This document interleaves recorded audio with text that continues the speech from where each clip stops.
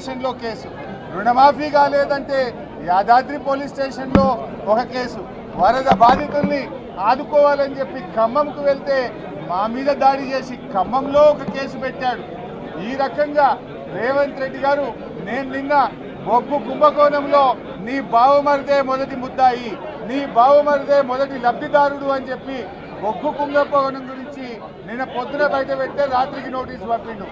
బిడ్డ, నువ్వు ఎన్ని నోటీసులు పంపినా నిన్ను ఇచ్చిపెట్టేది లేదు. నువ్వు కేవలం ఎన్నికల్లో అటెన్షన్ డైవర్షన్ కోసమే ఈ చిల్లర రాజకీయాలకు రేవంత్ రెడ్డి పాల్పడతా ఉన్నాడు. మేము ఏ తప్పు చేయలేదు, మాకు న్యాయ వ్యవస్థ మీద నమ్మకం ఉన్నది, మాకు చట్టాన్ని గౌరవించే సంస్కారం ఉన్నది. తప్పకుండా చట్ట ప్రకారంగా నడుచుకుంటాం.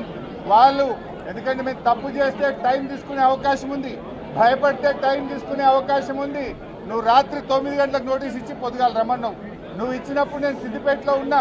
వాస్తవాన్ని నా కొడుకు ఈరోజు సాయంత్రం అమెరికా పోతున్నాడు.